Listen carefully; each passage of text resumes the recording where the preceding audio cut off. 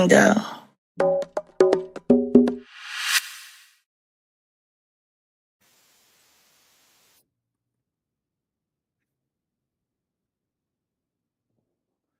Hey, y'all. What's going on, y'all? What's cranking out there in the world? Back with another edition.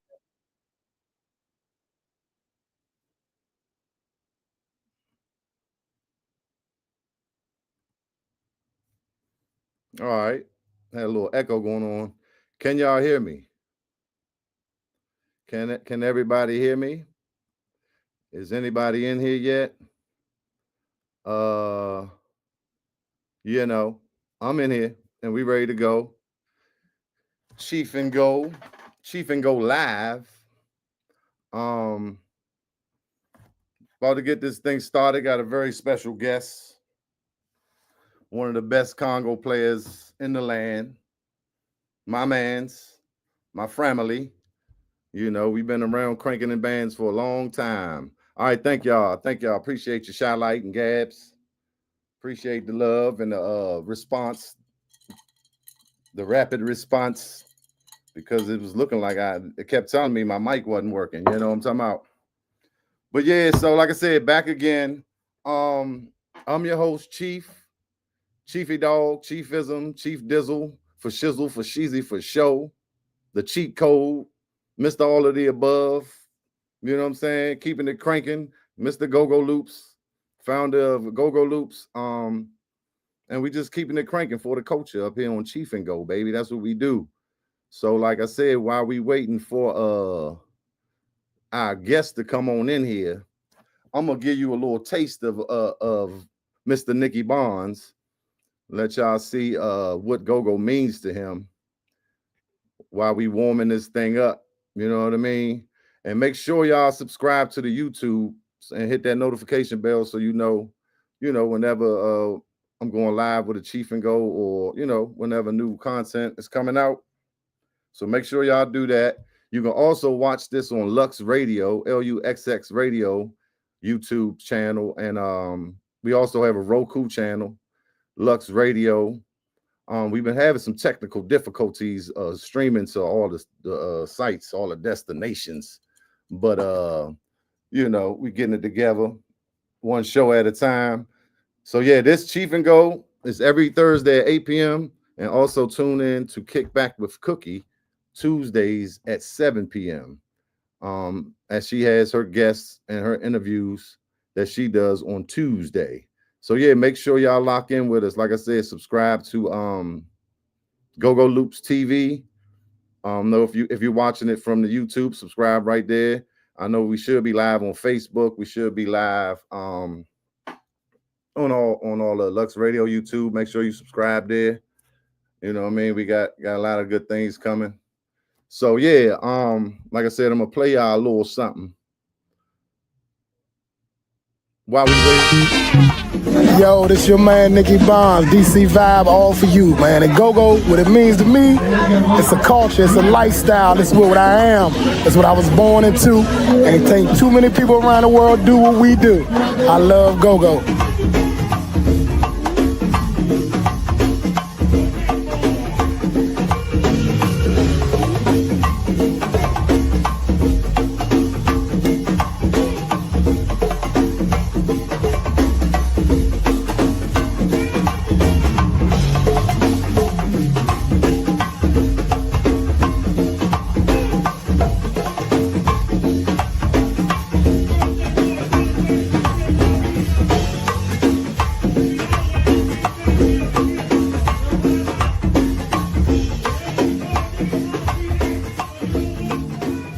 Un Minuto with Chief and Go. So y'all already see what we dealing with here.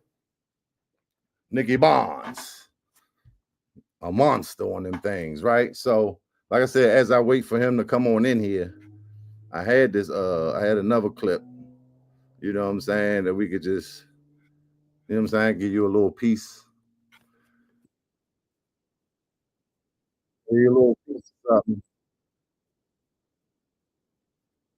You see who we dealing with. those who might not know. Mm-hmm. Getting it together. Oh, wait a minute. Almost forgot.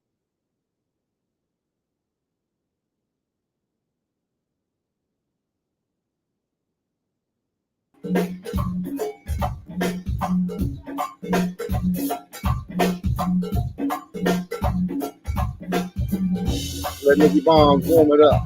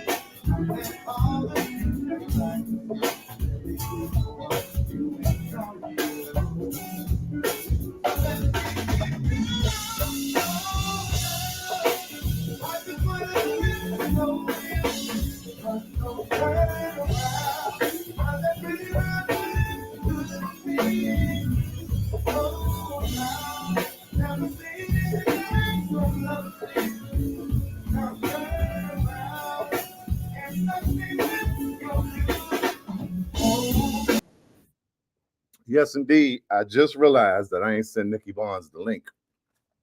That's my bad. I was rushing today, but I had some time. I was doing good. But right at the end, that 8 o'clock snuck up on me. But look, I got another joint. Hold up. That was a little mellow. That was that smooth crank. Hold on, I got another one. Let's see. It was an outside joint, I remember. But yeah, so he coming, y'all. That was me. I was late. I was late. Oh man, I don't see this joint.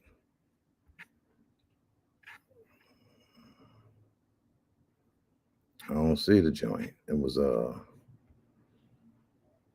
outside joint. Mm-hmm.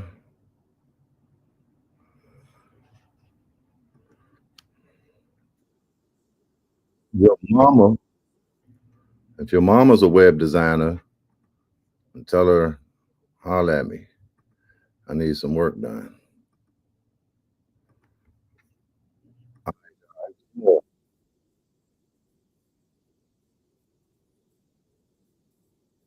Mm-hmm.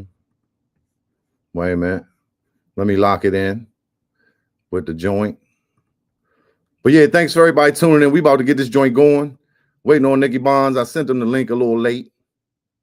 But it's okay. It's okay.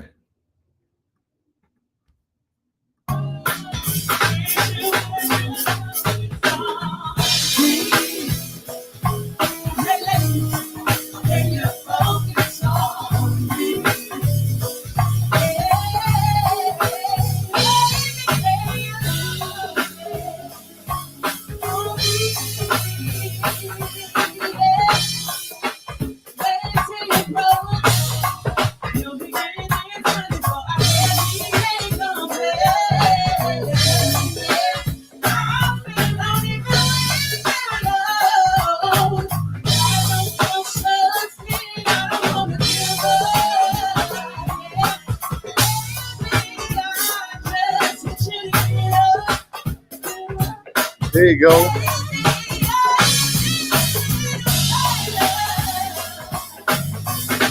Yeah, Nicky Barnes in the green room, y'all. Next. Yes, indeed. Looks like you're outside, though.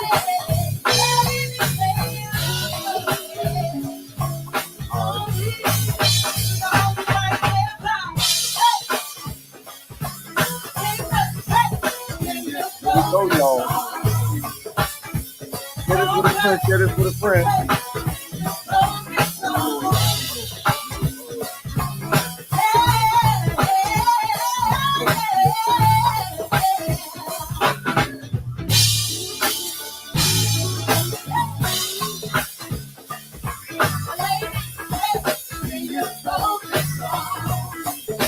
All right, Nicky Barnes.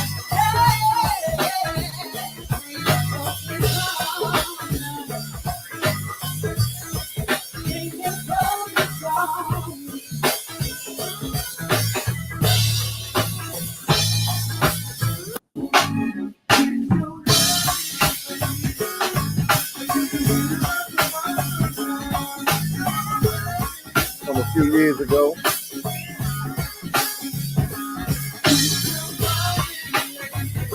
All right, y'all.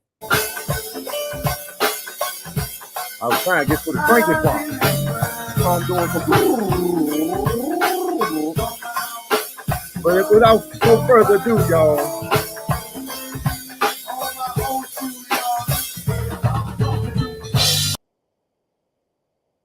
Without any further ado, I'm going to bring my guest to the stage, y'all.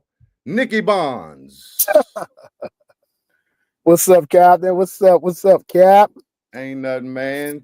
I usually be rushing trying to get in here and do these joints. Today I had time, but I found a way to still rush at the end. Forgot to send you the link, man. How you doing, brother? Yeah, man. I thought you forgot about me, man. I'm up here at the Burgers Apollo joint, the little Thursday night little function. I slid through here. I said, well, I gotta be finished by 8. Then I see 8 o'clock rolling around. I said, well, he ain't sitting there. I said, okay, so I'm chilling. That's why I just ran back to my car real fast, you know. Yeah, I don't try to give people the link too early because I be in here lunching and the nigga be watching me like, what is this nigga doing? But you was playing up there? No. I wasn't playing. I just came through. They got I think the little house band that's up here.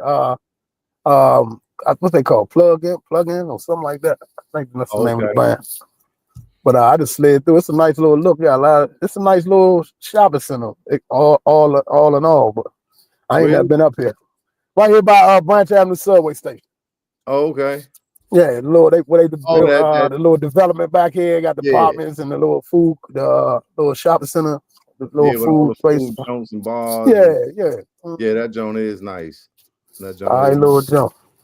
I saw a clip of you with All-Star Experience too, with Earl and them. Bug was playing. Yeah, that was last Sunday at the Shop Bar.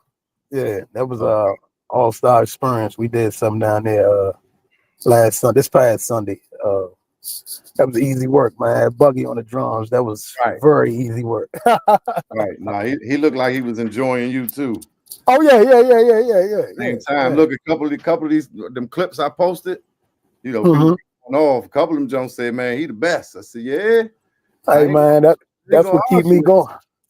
that's what keep me going, man. Like the fact that, you know, that the people appreciate what I do. You know, I mean, other than that, I probably would have threw in the towel a long time ago. But the more and more I get frustrated with the music, the go-go situation right now, what keeps me going is the fact that people do appreciate it. They're like, nah, man, you the best in my eyes, or you in my top 5. I'm like, damn, that's saying a whole lot. You know what I'm saying? So right. That's what I'm like, well, I gotta keep going, you know. But I gotta live up to that and beyond. That's it, man. That's it, man. I mean, you do it for yourself. You do it for the love. We do it for the culture too at the same time. But that's always a good motivator for sure. Definitely, man. So, I mean, I could give him the introduction, right? Nicky Barnes, but a lot of people know, but some don't. Some people might be watching worldwide. I know of Nicky Barnes from way back, Young Experience Band. Yeah. Just call me Nick, man. You know, I don't really Yeah, care you for really don't. I don't really care for the Nicky Barnes. But I mean, it Okay. stuck. It got thrown out there and it stuck. So I'm like, all right, man. No, like, I feel okay, that 100%. I'm just looking. that- You put Nick. you Every know. time I type it for Joan, I'll be like, he told me he don't really. Yeah, you gotta No, lock it's in. cool though. I mean, it's cool. Yeah. It's like a stage name. It's like Stevie Wonder. That ain't his real name, but you know. Yeah. So But it can be it's, confused with the other Nicky Barnes and you know. I know, but it all started off of a hook on a song. I think it was a Kanye West and Lil Wayne song. And this is back with the old All For You back in like 2009. T-Bob started saying when he had let it ride, when he let the beat ride, he had started saying, here's another hit from Nicky Barnes. Because the song, the Kanye West and Lil Wayne song, says, here's another hit from Barry Bonds. Oh, So instead of saying Barry Bonds, he started saying Nicky Barnes. And then everybody started saying, here's another hit from Nicky Barnes. They started going, Nicky Barnes. I'm like, that's not my name, but it kind of like stuck, man. So I was like, nah, you know. But prior to that, 2009, I was always Nick. Nick. My family called me Nicky. You know, my friends called me Nicky. You know, I was always Nick or Nicky. You know, that was my nickname, you know. But Nicky Barnes came like in 2009 up to now, courtesy of T-Bobless. The Bob. Courtesy of T-Bob. T-Bob started it, man. He started saying, here's another hit from Nicky Barnes. I was like, stop saying that, man. That's not my name. But he kept saying it, and the people started saying it, and then people thought that was my government name. I'm talking about I actually have ran into people on the street, and they'll be like, I look for you on Facebook.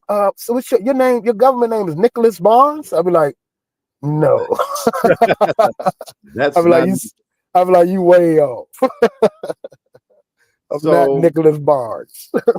Yeah, I never knew where that came from, but that's where it came from. Man. That's cool. And I was about to change all of it to, you know, go Chief and go with Nick, but people know you as Nicky Barnes. That's cool, man. Hey, man. Hey, no, I know what you're saying though. I tell people, call me what you want. Just don't call me on Sundays. That's my day off. I'm chilling. So it's all good, man. You know, that's the day for the Lord. Exactly. Why not? That's it. Yes, sir. But it's cool. So you know, we'll go through with the spaces and places you've been. So but I like to start off with what gave you the bug to play congos, if that's your first instrument, and go-go. What gave me what really inspired me was the fact of I'm gonna say back in the early 80s, man, I fell in love with go-go when I went to the Burry Farm Sky House and I heard the Junkyard Band playing on buckets and cans. And when I saw that, it was like amazing. That was like my first oh my God, what they doing? They playing on buckets and cans. And then I also heard the album Trouble Funk, the album with Drop the Bomb and Let's Get Small and all that. And I heard that heavy percussion, and that percussion just drew me too. Like I'm like, my mom, first of all, she always said when I was little, I always used to beat on shit, pots, pans, tables, chairs, and all that stuff. So, you know, I was always, I guess, blessed with a gift for being musically inclined, but just didn't know it until I was exposed to the go-go music. And like I said, that was Junkyard.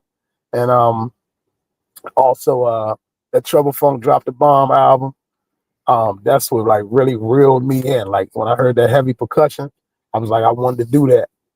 Moving forward, like maybe, you know, a little time after, we also had a neighborhood band around the way that I grew up, and it was called Future Groove. It was my best friend's brother. He was a keyboard player, and they used to practice down in my best friend's mother's basement. They used to practice down there and play down there, had little house parties and stuff like that. And I took to the Congos, and at the time, the Congo Player for them, his name was Dan. We called him Tip Top. That was his go-go stage name, Tip Top. Sharp dude on the Congos, man. I was like, man, teach me how to play them joints. You know what I'm saying? To make it make sense. Cause I just was beating on shit, just making noise. And I was like, man, so the first beat that he taught me, and I never forget was the one-on-one. And I followed that trend ever since. Like when people ask me to teach them how to play combos and something like that, the first beat I would teach them is the one-on-one. I'd say, because the way he broke it down to me when he taught me that was the fact of, he said, this is going to give you every sound of the combo. There's 4 combos. He said, register that in your head. Once you get this beat locked down and you know how to play this beat, you're going to know how to play any beat that you hear, because you're going to know the sounds of the combos. They're going to be in your head, and you're going to know where to go. You know, like you can hear something on the tape. You're going to be like, I can play that. And it came from, you know, the one-on-one, boom, boom, boom, boom. That's every combo sound. And once that registered in my head, I was like, it was all up from there. I was like, I got it. But that's what drew me to Go-Go, man. It was Junkyard Band and Trouble Funk, man. Definitely that album. Along with him, my uncles, they used to go back in the day. They was going to the Howard Theater and to all the, you know, all the old school spots, and they'd come in late night over grandma's house, and they got the tape from that night or something like that. You know, they playing it. I'm like, God, that's cranking. Right. You know what I'm saying? And it was just, like I said, it was all up from there, man. Like I was like, I want to do that. Like that's what I was really intrigued by, the percussion, man. Like the so look, percussion. That's a great point you make, teaching somebody that beat, because not only are you hitting all 4, you're going up like in the chromatic, right? You know what I'm saying? Right. Low to high, high to and low. Coming back down, yep. Coming back up, going down, come back up. And now you going straight back and forth. And then that high joint is your timing. Exactly. So you teach, that's your timing right there. That high combo, you know, and then the rest you just bringing it up, bringing it down, taking it back up. Boom, boom, boom, boom, boom, boom, boom, boom, boom, boom, start it back over. You know what I'm saying? Right. Even down to the bridge part of the one-on-one, when it you going up and coming back down. You know what I'm saying? So, like I said, once I learned those 2, like really learned and locked those beats in, locked that beat in, I knew how to play everything else. Like I hear tape and I challenge myself. Like, you know, I hear something, I can play that. You know what I'm saying? I can play that. You know, and that was it, man. That so was you it said right there. You said those 2, and you ain't only named one. So is the other one Bach, boom, boom, the Wawan Co, or give me that beat? Well, like I said, the first beat was the one-on-one, the bridge with the, you know, with the bridge and the beat. And then, like I said, once I heard that, then it was, of course, you know, the Wawan Co, the boom, boom, you know what I'm saying? And then, you know, BEAT. But, you know, well, back then they wasn't even calling it BEAT. That's how early I started. That's history. Right. It was a roll call beat. So it was the, you know what I'm saying? It was before folks out like BEAT. It's before all that. You know what I'm saying? This is like 83, 80, you know, when I really, you know, I was beating on stuff before that. Like I had my bongos. I got my first set of bongos in like 82, 83. But I was beating, but that wasn't making sense. Like I said, when it really started making sense, and I really learned the format of go-go and stuff like that, that was like 83. So yeah, it wasn't BEAT there. It was just pretty much a roll call. We left down, you know what I'm saying? So yeah, no, that's cool, man. I got some I want to go I want to dig into that a little bit more a little bit later with what beats got called, right? Okay. Like you said, that's changed over time. But and you started early. I remember you told me 83. I was like, damn. Yeah, man. I got the pictures to prove it, man. I got pictures and videos to prove it, man. Like I was actually doing like shows and like I was actually doing shows in like 83, 84, like little 8-year-old boys. You know, if anybody know me from around the way, they'll tell you, man. This little nigga used to walk back up and forth down in Minnesota Avenue with his bongos up on his arm, and you know the old heads around the way, they be like, "Give me something, young," and I set up on the joint and start playing beat on the bongo, you know what I'm saying, or whatever. That was just my love, and I was doing little block parties and talent shows and little events, man. Like was actually playing. We actually had like a bucket band, but you know, we had a bucket band around the way called Process Groove. That was the name. Like I said, my best friend, rest his soul, his brother's band was called Future Groove. And so we named our band Process Groove, you know, and so got another little history moment too with that, but I ain't gonna even get into that because that might start a little controversy. So but But our first name of our band was Northeast Groovers. Just for the Oh, record, but I'm gonna leave that alone. that was the first name. I got the shirt still. My daughter has my shirt to prove that. Like it's a little teeny ass size small t-shirt. I don't know if you remember the spot used to be up Capitol Plaza where you can go in there and get your t-shirts made. They on it, the letters and all that stuff. It was a little spot up at Capitol Plaza Mall, right by Montgomery Wall back in the days in the 80s. And you can get your little hats made, put your name on. Before Madness, I mean, around the same time as Madness, but this is their version. You get the hats made and t-shirts with your name on. I got a shirt, blue and white. Our colors is blue and white. It says Northeast Groovers on it. That was our first name of our band. But then we bumped into Northeast Groovers at Minnesota Avenue Day one year. And it's like, man, they took our name. And we was like, but they got real equipment. right. You know what I'm saying? We was like, they got real equipment, though. They more established. So it was no fuss, no fight, you know what I'm saying? None of that type stuff. We was like, we changed the name. We changed the name to Process Group. But look, you saying so y'all you on the southeast side. So y'all was around Greenway, right? Yeah, well, what it was, I grew up on both sides of Minnesota Avenue, which my mom lived on the southeast side, which was Greenway. And my grandmother, my great-grandmother raised us also, me and my brother.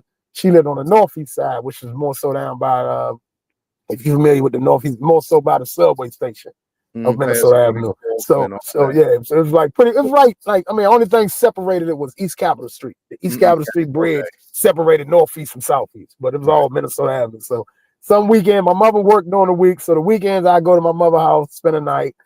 During the week, I'm with my grandma going to school from there on the northeast side. So I was back and forth between both sides. Went to school in the southeast, stayed in northeast during the week, side of Minnesota Avenue, and that's it. But so I represent Minnesota Avenue, both sides. Exactly. So since we talk Minnesota Avenue, people that don't know, how were you and Sequan tied? Was it the mama side? Because you said mom's was over there, right? Yeah. Mom, it was definitely the family had history. Father Jones family and my side of the family. They went back to like I guess the Calvert County and down that end of the country where they were from. Somehow, me and Sequan not blood related, but we were so close. Right. As we always called each other cousins. That's my cousin. That's my little. I used to like that's my little cousin. You know what I'm saying, or whatever. But because our families knew each other, and not only that, our families knew each other. We went to elementary school together. Like he was a little younger than me, but so he was like a few grades back. But we went to elementary school. He went to Kimball for a second, and also we lived in the same building. Like his family, my mom lived in one building as to where his aunt lived upstairs. His Aunt Patty, rest in peace, Aunt Patty. Cousin Lisa, rest in peace, cousin Lisa. They lived upstairs. So Sequan used to come over there, spend the night over there, like on the weekends, through the week, or whatever. His mom, he actually lived across the street in Greenway from my mother. And his uncles, aunts, like their family was heavy in Greenway. You know what I'm saying? So we was all tight knit, you know what I'm saying, together, man. And yeah, Sequan that was my man there, man. Like, definitely missed that guy right there, man. We were definitely tied together. I always feel like our style was very similar. Coming off Wink, you don't feel like that? I definitely feel like that. I guess I see Wink in both of y'all, is what I'm saying. I definitely feel like that. Wink is a big part of my style that I have. I would say it's a balance. It's a mix of Wink and Go-Go Mickey and I mean all the Congo players from the 80s, man, on up, man, that I looked up to. But my top Congo players back then was Wink, Go-Go Mickey, of course Jungle Boogie, Foxy Brown, and people. So I took a look by watching. I still to this day study, man. Like I study even new cats that came up after me. I watch. Like I tune in. I really tune in, chime in, and watch like what they're doing, and I study, man. But I definitely studied those guys. Like, so you might hear a little bit of something that Foxy Brown might have did back in 84. You might hear me do it. You know what I'm saying? Like, yeah, I remember that from back then. Or you might hear me do something Howdy Doody did. Or, Go Erky. I listen to all these cats, but Sequan definitely it rubbed over on Sequan. Sequan was I was playing like long before he played, and I remember he first took the interest when I think his mom and them they moved around Capitol Heights, around off of Longmont, and I think that's when he took the interest of go-go, like really. And I never forget he came back around Greenway on a weekend. He was like, man, yeah, we got a band around the way. We got a band, And I was playing with Young Experience at the time.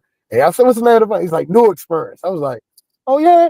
And he was like, man, yeah, you gotta show me some of the beats. You gotta show me this. That. So I showed him a few beats and stuff like that. He pretty much had it. So I'm not gonna really say I taught him because he pretty much had it, but I'm gonna say I put a balance on him. I put a balance, like, man, that's all you got. Stop doing too much of that. Don't do too much of that. This, that, and other. You know what I'm saying? I kind of like put a balance on the same thing. Like I said, my buddy did for me when I first started. Like I was playing, but he's like, nah, you gotta get that. You're doing too much. You're doing too much of this, doing too much of that. So I pretty much put a balance on Sequan, and he got it, man. Like I was like, damn, cuz. It's like the it was impressive. And the yeah, like, man, you doing too much of that. Don't worry about that. You know, because the first thing when people want to learn how to play Congo, first thing they want to go to is going to the rolling out. I want to know how to do this at the hand, boo, and I want to know how to do that roll. Like, no, you don't want to learn how to do. They don't dance to that. You know what I'm saying? That's not what they're dancing to. They dancing to the beat. You know, that comes with the territory of knowing when to do it and where to do it. You know, so that all comes with the territory, but. You know, that's what, you know, like Sequan at the time, like I said, he was just like, yeah, because he off his Metro world and, you know, looking at the clips and like, I want to do that. I'm like, don't worry about that. So I just gave him like balance, like, man, worry about this, just keep it right there, do this, do that. And the rest was history, man. He got it. And he did it well, man. So New Experience was one of your first. I mean, I already know Future with the Future Groovers, and what was the other one? Them was my first. You mean my first bands? Like your first real, not even real band. You know what I'm saying? Off the bucket. Yeah, well, my first real band, I'm gonna say was real band was probably Young Experience. Like, but I was playing, like I said, I was playing since '83. Like the band we had, Process Groove. Well, we was Northeast Groove, and then we changed the Project Groove again. But we were doing little gigs. We was taking our buckets, man. We was doing talent shows. We was doing block parties, Minnesota Avenue days. When they used to block the whole street off, and in the middle of Minnesota, we was doing events, man. Fort DuPont Day, down in Fort DuPont. You know, that's on the other end of Minnesota Avenue.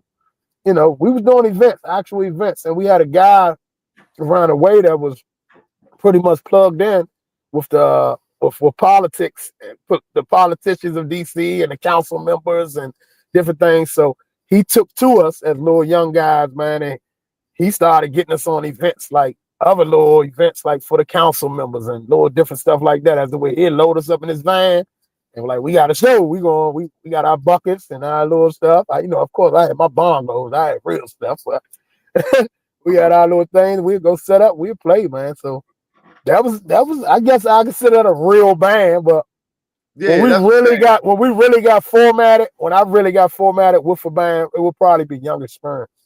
That was the first band I really got formatted. Like we used to rehearse and practice, and more formal like that. Equipment, more formatted, organization. So I remember that's where I met Nick. Y'all, if y'all don't know, I played with New Experience. Me and Sequan played with New Experience first, and we would do shows with Young Experience. Yeah, and the first show we did with y'all, we put y'all was on the Saint Benedict school, Catholic school, Joe. It was over there off by Easton, by RFK Stadium. Y'all did that joint with us, and that was the first job. I never forget. I used to tease Sequan all the time about that. And I still mess with Cootie to this day about the joke. Y'all had a little groove to bum, bum, bum, bum. This is what we think about you. Bum, bum, bum, bum. This is what we think.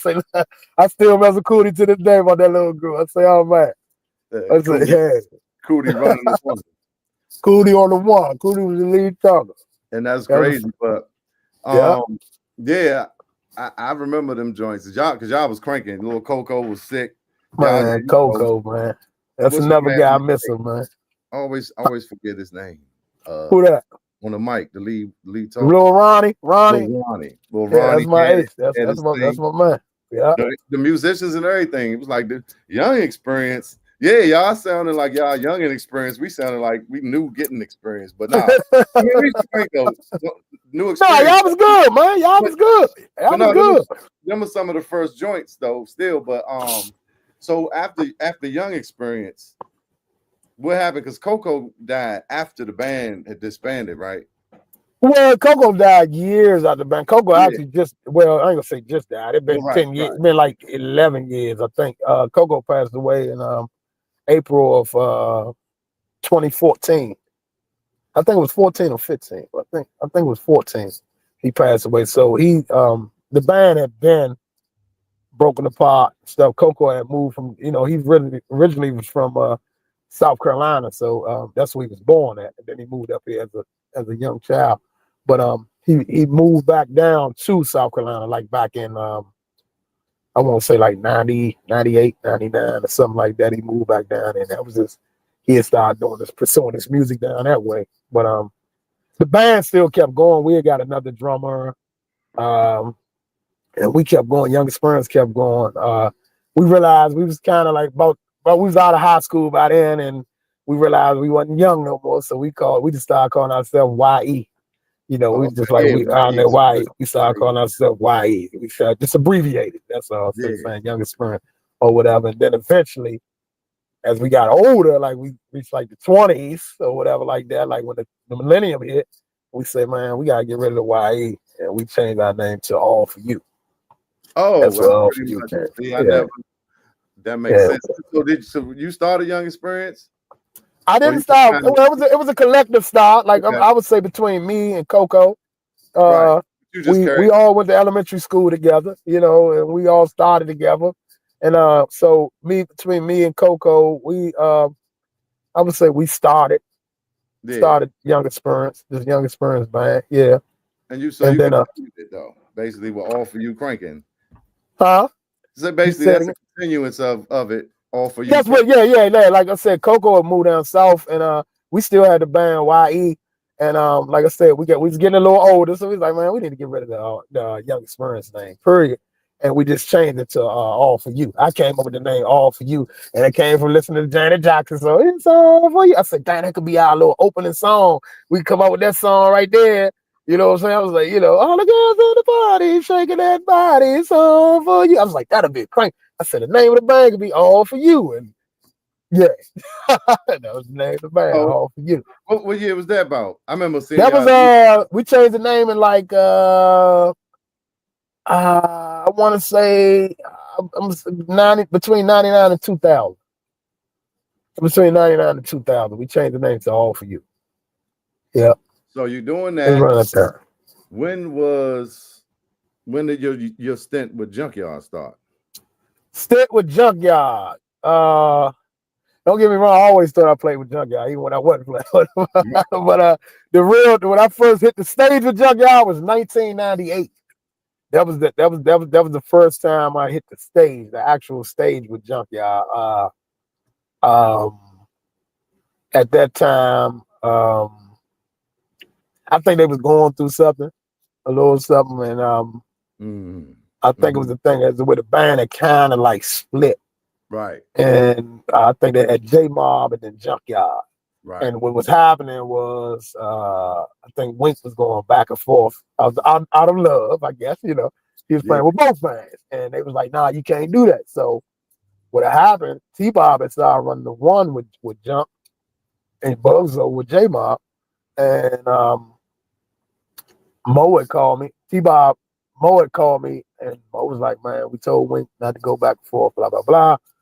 When T-Bob said, you can do it. You can handle it. I said, yeah, heck, man, Junkyard. I know all y'all stuff. You know what I'm saying? So, yeah. And at the time, Dre Dog was playing at that time. And went to one of their rehearsals. That's when they had the little studio down there off of Minnesota Avenue. And it used to be the old People's Drugstore. They had the little studio on there. And went to the rehearsal. And they put me to work, man. They put me to work, like, right instantly. Like, And I remember my first junkyard show, I'll never forget. We was all the way out in Leonardtown somewhere. And they only had 3 Congos. So it was a challenge for me. That show right there, I was like, dang, my first show, I got to put on 3 Congos. That's all? I ain't had no high jump. Already There was no high Congo. I was like, oh my God. But I did it. I made it work, man. I made it work. Already knew what was missing because you can make it work without that second one for certain. Right. Yeah, pretty much it's way better. I think I seen Petey do that one time, and he made it work. I ain't had a high one, man. So I had to use my accent for the high, like off the second one. So every time I wanted something like, let's say we playing a one-on-one, I had to like slap, like and open tone, you know what I'm saying? So that's I had to make it work like that. But that was my first junkyard show was out there. And I was like, I only got 3 Congos. And then but the next ones I did after that, it was like, yeah, they was good. They was good shows. Matter of fact, there's one that's out. I'm trying to find that tape or CD or whatever it is. It was in the 90s, so I'm not sure it's been transferred to CD, but it was from up the Icebox. And man, yeah, that thing crank. I don't even have a copy of it, but I'm trying to find it. I'm sure Woody Woods, somebody like that probably got it. One of these guys got it. Yeah. About 98 or something? I think that was 90. Yep, it was 98. It's from up the Icebox. It was from up the Icebox. It had who was in the band? It was Baker and Sterling on keyboards. Had a House on bass. Dude named Clint. I ain't seen him since. He was on the guitar, lead guitar. Clint. T-Bob Pratt and KC was on the front line. Dre was on drums. I'm on the Convo. Man, that tape was cranking. That tape cracking like all the what, man. Like, yeah, that was a good look right there. Dre was a solid drummer. Yeah, Dre was solid, man. And I never forget Dre. He was pushing too, man. Like the band was he was pushing his beat. And I never forget, like when they let the joint ride, we came in with the little groove. I think we was doing the bass line, boom, boom, boom, boom. And then once they let the beat go, man, I never forget Dre was like, come on. Like, I'm leaving you. I'm like, all right, nigga, like, how fast you want me to play? Like, I'm like, man, like, that's why I say, I tell anybody, like, playing with Junkyard is like, man, like, being on P90X or something. Like you got that energy, man, because that's Junkyard. That's why they always prevail, man. Like, in their, you know, when they perform with other people, they take every show like it's the biggest show ever. You know what I'm saying? So they never sleep on. They put their all in all into everything. And I that rubbed off on me as far as go-go. That's why, like I said, a lot of times I get disappointed with the game because I know it's so much more that we can do with this that we're not doing. And it just disappoints me because I'm so embedded into the music, man. I really love it, man. I really love the music, but sometimes it's disappointing, man. But I got a lot of that off of Junkyard. Like I got a lot of stuff off of Bugs, man, himself that I live by now, like far as the go-go thing. You know, right. I don't care who I open up for, like far as playing. I don't care play first, second. It don't matter. Like Bugs, I learned that from Bugs. There's a lot of stuff. Don't make no excuses on the stage. There been times we done played junk, man. Ain't had no hi-hat stand. And man, let's go. Bugs like, all right, we ain't got no, let's play. Like, nigga, like we came from the buckets and cans. Like, there's no excuses here, man. Like, let's play. You know what I'm saying? Like, I didn't even say like for a minute the no foot pedal and hit the bass with the stick for a second till the foot pedal got there type of thing. I'd say all this. I didn't witness all this with Junkyard. I witnessed all of this with Junkyard, man. Like, really, man. I'm like, wow. A lot of mental training from BU to GOAT. Like, man, I'm telling you, the GOAT, man. The show must go on. Must go on. No excuses. Yeah. Love it. A lot of things I understand, even like I said, down to the practice. I mean, you would go to a Junkyard practice, man, and they still practice the freaking song. Like, they still practice the he-are. You would think, like, all these years they've been playing it, like, why are you practicing? But that's how serious, I respect it. That's how serious they are about their music, man. Like, Bugs is serious about that, man. Like, he gotta be tight. Gotta be tight, man. He lived by that, man. So I learned that. Like, I don't take none of that stuff for granted. especially if it's something you put your heart and soul in, man. Like give them all or give them nothing, man. You know, that's it. Right. So Yeah. let me ask you this. This is a joint I want to do. I forgot it in last week's show. What has happened to you in go-go, or something about the go-go culture? It could have happened to you personally in the band, or anything that you feel like is out of pocket with go-go. You know what I'm saying? I want you to give me one thing that was just out of pocket. You know what I'm saying? You talking about an experience, like a situation, like experience or something. The way the culture is going, anything that you just feel like, man, that's out of pocket that this is happening. Whew, that's a good one, buddy. I can say a lot on that one too, but I'm trying to think what mostly gets me that you know, the thought of being out of pocket.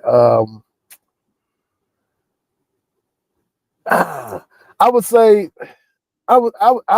the direction, to me, like the direction of go-go is out of pocket. I think the wrong, man, I don't want to say, because a lot of people, they take stuff and run with it and they make it sense. But I think the wrong people are in charge and control of go-go right now. Like, and that's what's out of pocket to me. Like, I think it could be so much further. And I do still think the go-go will one day maybe, you know, really hit mainstream, but it's not gonna be from us.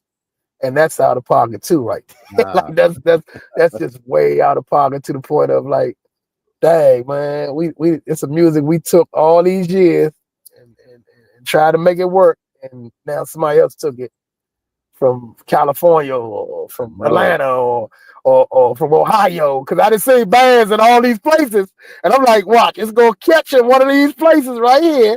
Yeah. And we're gonna be looking stupid. You know what I'm saying? I keep saying that. Like, you got go-go bands in North Carolina, you got go-go bands in Atlanta, you got go-go bands in, I said, Ohio, you got a go-go band in California. You know, like, I'm like, one of them gonna catch on, and we gonna get left behind. I mean, we're gonna be mad. We're gonna be mad. We're gonna be mad, man. No, it's a scary thought. I think about that too, but I feel like even if they do, they can't take the culture, and you know what I'm saying. The culture's always just like, I get it. Beat.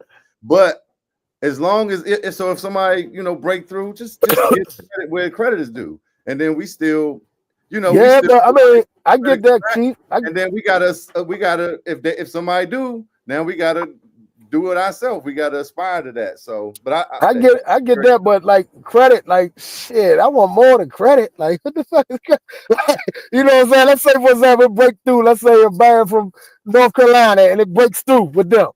I mean, they can say, "Oh, shout out to DC. It all started DC go-go, man. If it wasn't for DC starting the go-go movement or starting the go-go music, shout out to Chuck Brown or whatever."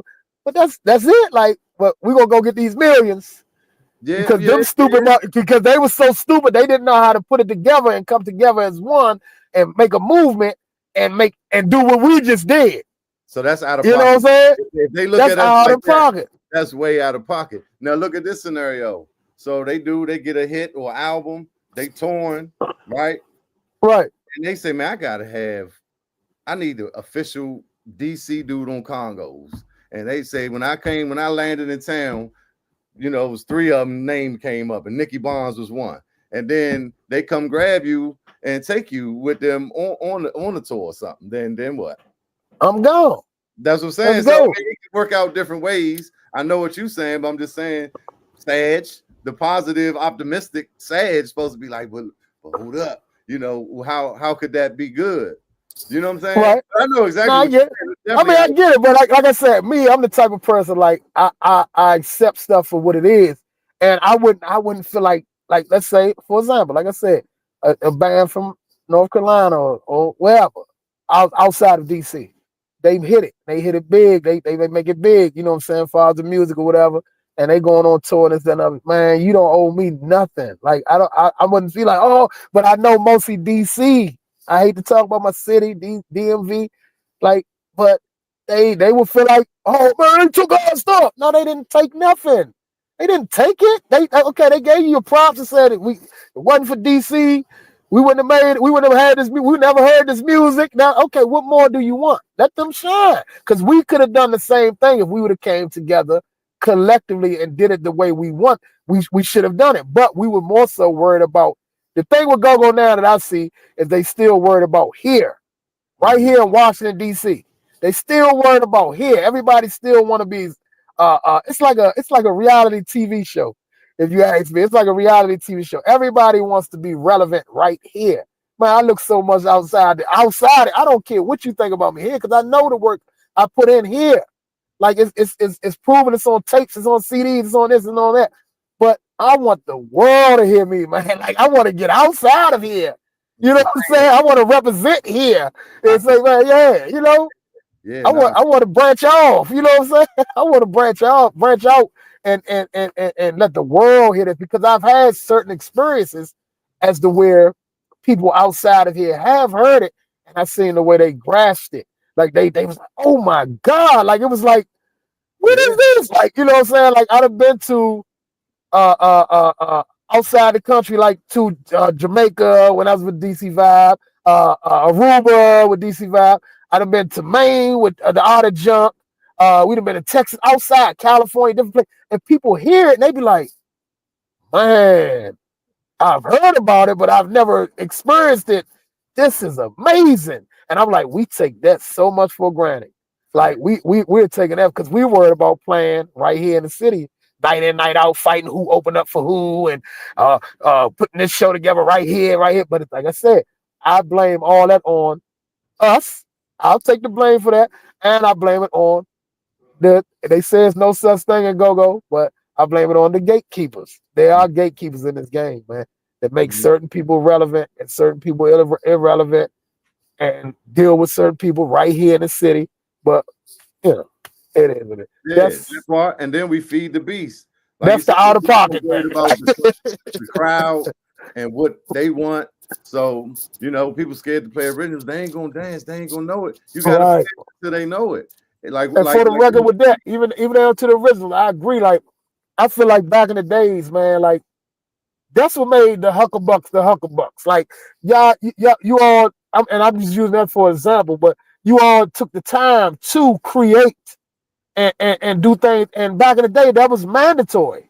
That was mandatory. Like in the 90s.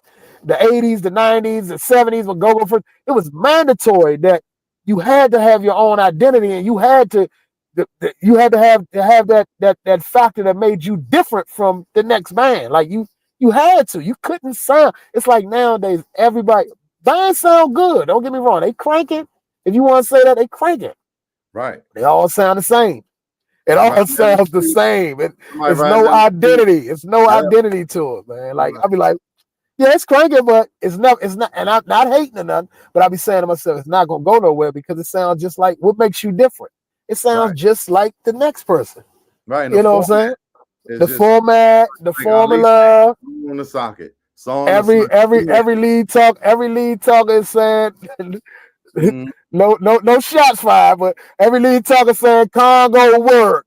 Right. 808, Congo work. And come on, man, let rapper have that. That's rappers. Right. He started that. Let him have that. That's his. You know? So, I mean, like, that's what I'm saying. It's no different. Back in the day, you could tell the difference from the Huckabucks and Junkyard. You could tell the difference from Junkyard and Northeast Groovers. You could tell the difference from Northeast Groovers and Backyard.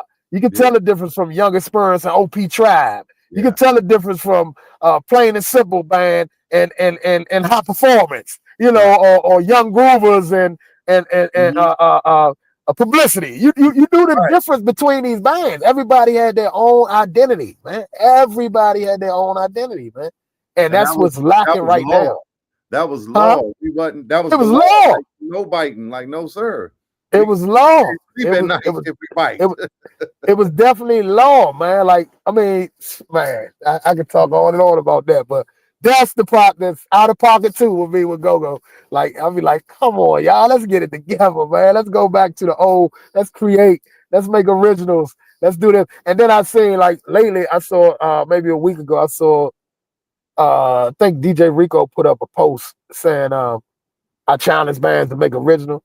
man, for the record, and I no shots fired again. I ain't firing no shot, but I've been sending originals to DJs for decades, man. They choose to play what they want to play. And that's not all DJs, because I got some DJs, shout out to Big John when he was on 93 point. Man, I sent it to John. John called, man, I'm playing that tonight. DJ Jealousy, he plays it.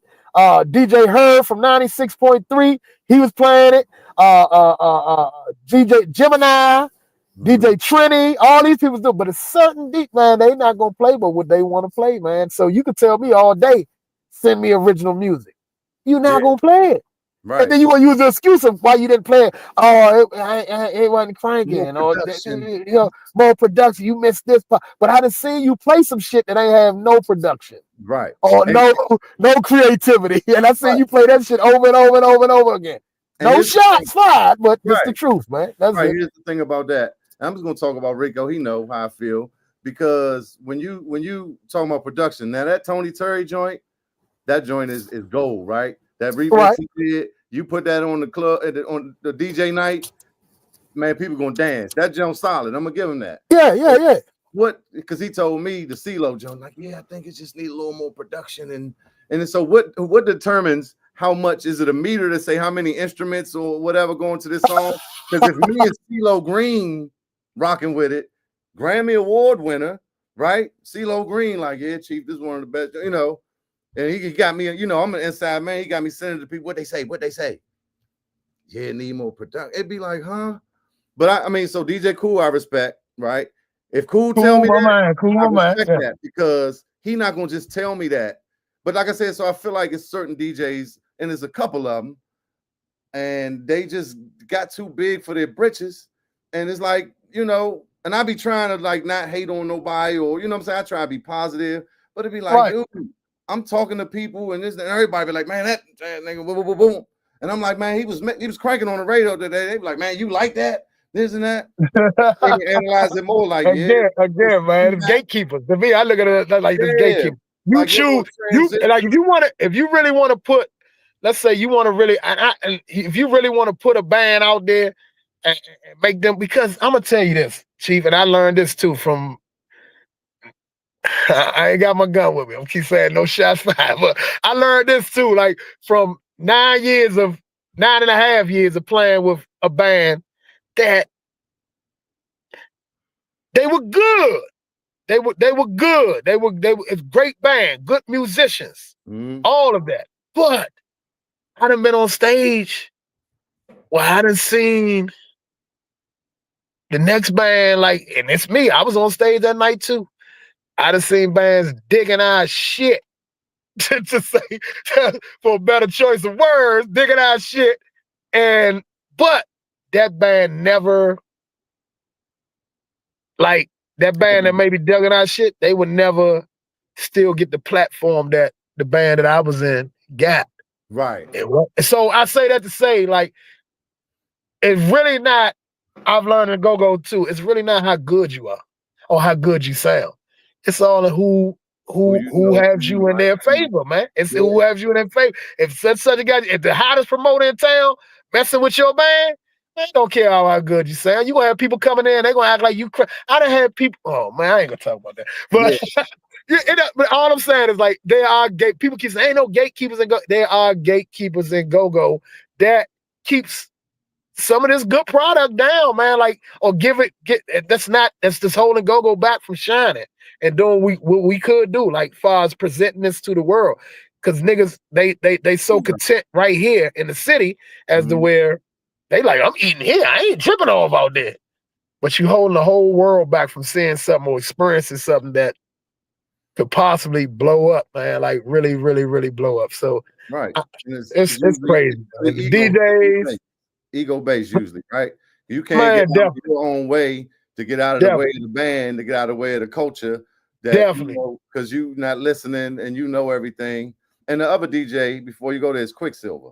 Because it's just like, I never dealt with Quicksilver. I don't know. You know. I mean, I got a history. You know, I had went to a record pool meeting. I was job plugged in with some folks managing a lot of them. And the little Joan I was with, he was all on her line and he all up, you know, but I had my little mixtape And me and Gabby and them did a joint called Where They Do That At. You know how over time you see stuff and you be like we think a lot, but some niggas steal. And the next month he had Where They Do That At. So that was the first strike.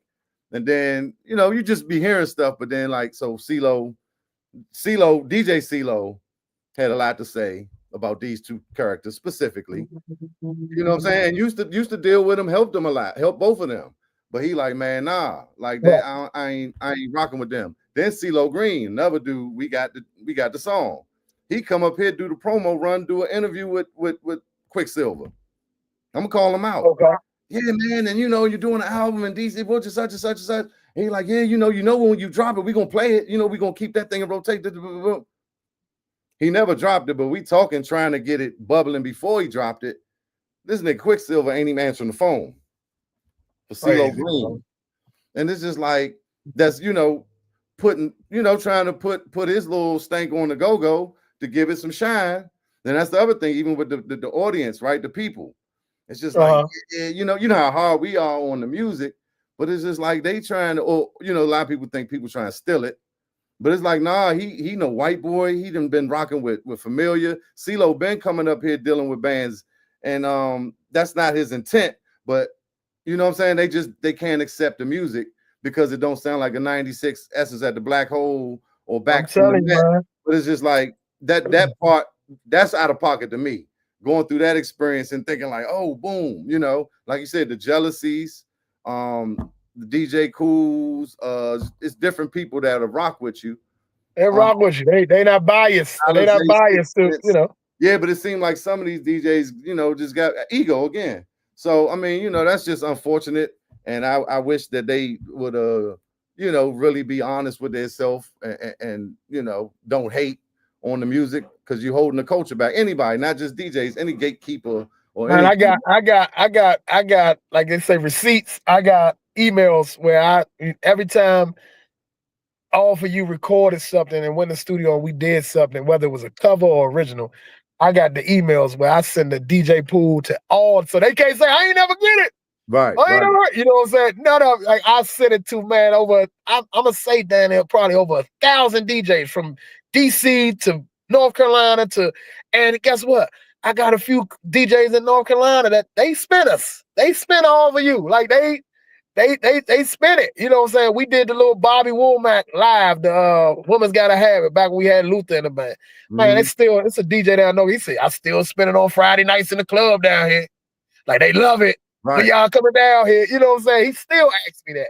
But I'm like, damn, you right here at home and you can't even get no play. Like, it's no reason, and we talking, man. I'm liking this, Chief. But it's no reason, no disrespect. And it's not no shot to the band itself. But with all these go-go bands out here right now, with all these bands out here and these bands is playing on a regular and doing this and doing that, and they'd have been in the studio, they'd have recorded, whether it's a cover or whatever it is, it's no reason that when you hear the Friday night go-go mix, that they're still playing the same old songs like Sexy Lady. No disrespect. That's a great song. Right, but that song is over 20-something years old. Like, so this is representing DC, which is nothing wrong with the song itself. But it makes a person on the outside say, man, I done heard these songs 100 times. They don't have nothing else. Or, you know what I'm saying? When you got a million of them, that's definitely out of a million of bands. Right. And not only that, other bands that's waiting on their opportunity to get that same airplay.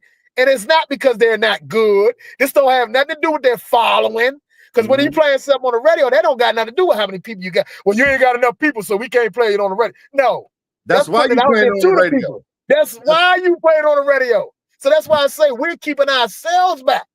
Right. We keeping ourselves back, man, in this right here. We keeping ourselves back. Like, we got these gatekeepers, these promoters, certain ones, not all of them, but certain promoters, certain DJs, stuff like they can blow this shit up, man. Because they got the platform as the way they could put it out there for us. They could put it out there so that band that doesn't bring but 40 people to their show, that band might, it ain't because they don't sound good. They just haven't been put on the platform as the way they could be heard in the fashion of a bigger band. You know what I'm saying? So take that one song and put that thing in rotation. Let the people hear, let the people decide should it go in rotation. Right. You know, Kinda on your like Friday morning go mix. Put that out there. Throw it out there. Like see, that's they what like DJs instead of do. keep playing the same shit. Yeah, they throw it out there to see what is something new. They give it a Right. chance. And if people burn up the phones or the request line text, however, now you put it in rotation. I think that was the model that it was, but you know, politics and radio program directors from other Man. states and all that. But it's a good point you bring up. No disrespect to Sexy Lady, that's family. But Oh, they disrespecting them. No, that's a great song. look, UCB, great they band. had their major radio time and big rotation and still will get it. Huckabucks too. Huckabucks will play on Saturday at 10 in the morning. Still, so play the other bands. Listen, we had our time. Northeast too. Van Dam had their radio time.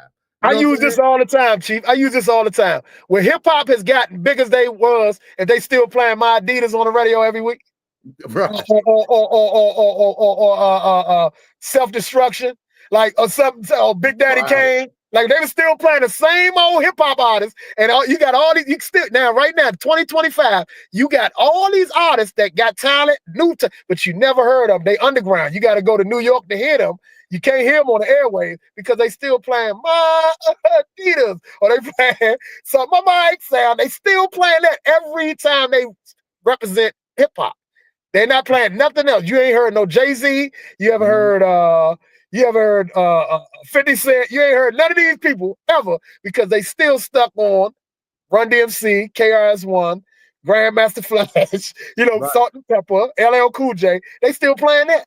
So it's the same thing with go-go. Like, no disrespect to these people, I'm saying. Like, yeah, if you're great, you're great. That's good. But there are still other greatest. It's a market. It's called a market. So yeah, you can still play that, but open up the doors for other people to build the platform, to build the music and give them a platform to, express themselves and let the people decide if they like it or not. You know? That's great. That's all I'm saying. That's it, man. That's all. Let's go to the chat. I can see the YouTube chat. I can't see nothing else. But Gabby in here saying, what's up?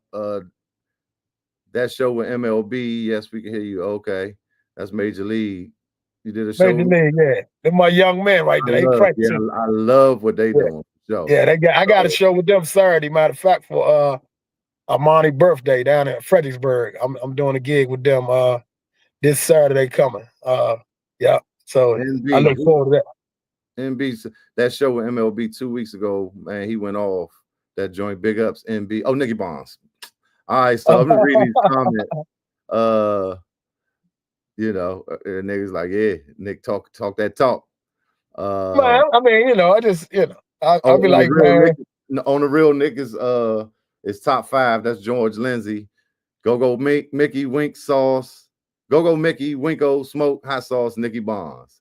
God, that's what I'm saying. That's what keep me going right there, man. And like, everybody crank. I'm gonna tell you a young and I like, oh my God, what's his name? TJTP.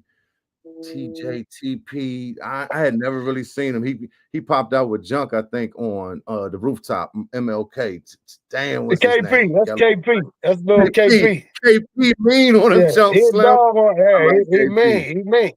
He definitely mean on them combos, man. Mo Diggs say what's up, brothers. You know what I'm saying? What's happening, Mo? Teague Brewer, we got some people in here. That ain't T-Bob, nah. Teague Brewer. That's T-Bob. That's the other T-Bob. It's 2 T-Bob. That's T-Bob. Okay. That's T-Bob, for elevation. T-Bob. That's T-Bob elevation T-Bob. Yeah, just wanted to show some people love, but man, I figured people will come through. I mean, I've been doing it consistently, but you a likable guy at the same time, and you know what I'm saying, you do your thing. So I said, man, people probably show up. And I was trying to promote this thing. You know what I'm saying? The man of 12 hats, the one-man band. Hey man, I ain't mad at you, man. I appreciate you, just keeping the culture alive, man. This another platform. Like I said, that we lack. We lack many platforms. We don't really have them, you know what I'm saying? So that's what you're doing, man. Keep it going, man. And don't stop. That's what we're here for. That's what it's here for. To have these conversations to build, you know what I'm saying, to let people know the background and the history and, see how we can move forward. And one question that I said I was talking about earlier, right?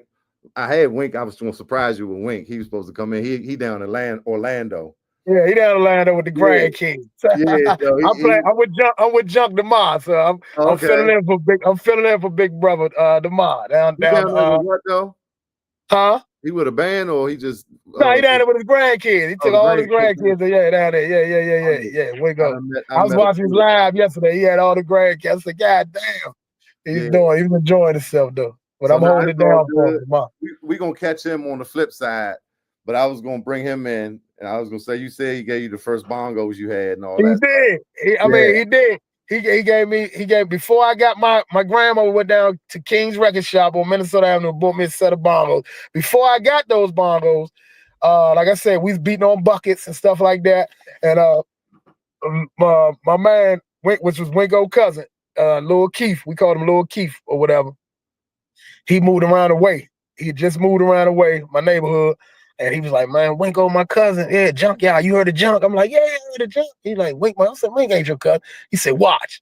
Man, he came back like, man, like, I would say like a couple of days later and had a big ass box. And it had a whole box of like, some of them was broken up, like didn't have the lugs on them or the head was split. Man, I did my construction on them Jones. But I was just sized at the fact these come from Wink. I'm like, these come from Wink. You know what I'm saying? But yeah, and that's how he got in the band. The cousin, my man Keith, we made him the drummer right there. He was my first drummer, I must say. He was my first drummer. Father Buckets, you know what I'm saying? Like he was the first drummer. So yeah. That was Wink did. I would say Wink gave me the first bongos, man, for real. That's tight. That's a blessing, man. Yes, it is. On the way after that, them joints had the spirit already in them. Man, I'm trying to tell you, man, there was a whole box of them joints, man. Half of them I couldn't save a lot of them, but I was like, say the guy, I said, Dad, they be going through. You know, Wink was playing with sticks back then too, so I guess he was beating the shell off them. All right, so let me ask you this question that I just found out about 2 months ago. I was talking to Ignatius, and it's like I knew this kind of, but never really thought about it. Who was the first go-go band? I heard. Think about it. From what I heard, first actual go-go band. I'm gonna tell you, it was a guy that lived around my neighborhood, and he was a musician too. And he told me, and don't quote me on this, I don't know if it's true, but he told me the first go-go band was the Young Senators, a band that he came from. He's like, we were the first go-go band. I don't know how true that was. I definitely don't know, but I believed it because I was a child. I was like, oh, for real? He's like, yeah, before Rare Essence, you know, they said before Rare Essence, they was the Young Dynamos or something like that. And they had the Young Senators. And so I don't know. I'm going to be honest. I don't know. School me, brother. School me. Yeah, no, I mean, and that's true in a sense too, because it's a lot of groups that was doing that. I got Young Senators albums. I've been sampling stuff, right, from them joints. Okay. And, but yeah, like, my man, he lived around the way. His name was Mr. Lee Craft, Dave Lee Craft, and he played for the Young Senators. And he's like, we were the first go-go. I was like, oh, for real? Okay. I was, man, like I said, I was like 8, 9, 10 years old. So at that time, this is like in the 80s or whatever. But right. So I believe it. I'm like, okay. Buggy go back. I gotta get Buggy on here. He was telling me one day, like, we gotta establish the culture when it started. And he was like, man, it's way back. Like, ain't the late 70s, the 50s, the 60s. He like, man, Sugarfoot Rick Favre playing with Chuck or the Soul Searchers, or, you know, like I seen pictures and videos, like they were doing this. He said, well, no Congos, Chief, and all this. And then I was talking to Rome Bucks, and he was kind of giving me history of what, you know, different musicians, you know, all the Wellmans grew up around there. Ricky, Sugarfoot, all of them did. So Wally, the Congo Player, Glenn, Kigo, they all grew up around Chapel Oaks. Eastern, you know, Ebony. That's why Chuck got it started, Ebony. Yeah, so even so, Buck even kind of confirmed it, but I gotta get it. I don't want to misspeak on it, so I gotta get Buggy to really explain what he was saying, right? But that's what you think when you say go-go band. You think Trouble or Essence or EU or your Reds and the Boy, any of that. But your first actual go-go band, was Junkyard. Those bands played top 40. Chuck played top 40. They converted to go-go. They put the pocket in it. You know what I'm saying? They kind of made go-go, right? They created I can go with that. I can go with Yeah, that. Junkyard came in 1980, maybe a little They bit started before, 80. and was the first go-go band with buckets. One day I was talking to Wink when I was trying to get y'all a minute ago. And he was like, yeah, nigga, we laid the foundation for y'all. We laid it, and y'all just running with They it. definitely did. And I looked, and I'm thinking, how? Y'all wasn't the first go-go band. In my mind, I ain't say nothing. But then I talked to Ignatius. He said that. I said, oh, that's what Wink was saying. They laid the foundation for Crank, especially. They right? definitely did. They definitely did. And that's why I say to this day that I put a post on Facebook maybe like 2 years ago, and I said the true definition of the Junkyard is the true definition of go-go. Yes. They stuck to their script. They never changed. Like if you want, I put it this way: somebody came in town, they say, I want to hear go-go. I would take them to see Junkyard, man. Right. I would take them to see Junkyard because they're gonna give you some covers. They're gonna flip them covers into to go-go form. They're gonna do the go hard, they're gonna crank, they're gonna push. You know what I'm saying? I would take out of town or someone from a foreign country. Come on, let me take you go see Junkyard. You want Spurs go-go? This is go-go.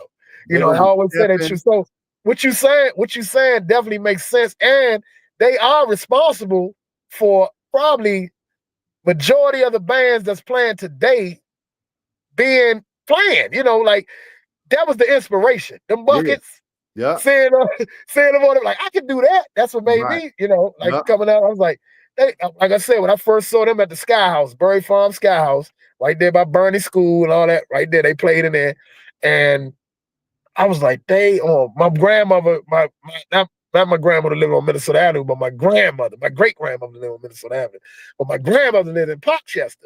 And we walked down to the Bury Farm Sky House, and it was like Junkyard down at night. And I never forget, man. It's back when they had the little ambulance. They had the ambulance van, and they had the Junkyard jackets. You might have seen the video when they was down 19th and M. Yeah. They had the blue jackets with Junkyard band written. I remember them having these jackets on, and I went to see them play. And yeah, man, I was like, they on buckets. I was like, what the? I can do that. And that very next day, like a week or so, I went back to the hood, ran my way. I was like, man, we starting a band. We're gonna start a bucket band. Like, and we went around to the alleys looking for buckets and all that stuff, and we made our little band, man. I see how they had it set up in the crates with the buckets tilted, and man, we did our own thing, Putting brackets on it with the cones and different shit to make it sit a certain way. But look, if you watch like Mike Strong interviews and 32, I think even Wink in one, they talking about how they would go bucket hunting in the woods and this and that. Right. You had to pick the right buckets, and they tuning up the certain holes you put in them. You know what I'm saying? Sound, man, it was serious. It was. You know who told me a lot about that? That fact right there is Baker. Baker told me, like, when we had the auto jump, we went back to the buckets, and Baker, like, he's like, yeah, you gotta be a certain, this bucket ain't good. Oh, that's what I'm like, what the fuck, I'm like, it's a bucket. Like, he's like, nah, back in the day, we had to do it like that. He showed me how to really set them up, put the sticks inside the cone, and then put the buckets in between the sticks and tilt them and all. Because Bake said he started off before he was keyboard player for Junkyard. He was the setup boy. He just set up the buckets. He said, this come from Baker. He said he was the setup guy. He said, I wasn't always key. He said, I just started playing keyboard. He said, this one day I just got on and started playing. He said, then I was the keyboard player. He was like, but I wasn't always the keyboard player. I was a setup. I was on the setup crew. I was setting up, you know what I'm saying? And he said that's how he knew how to set them buckets up. Right. And a lot of people come in like that on all levels of music, but the ingenuity that it took to figure that out. You know what I'm saying? Just black people, bro. Making something from nothing. We made hip hop. Nothing, man. Grandmaster Flash figured out the turntable, the chain drive, and it ain't spinning fast enough. The slip mat, all these things created from nothing.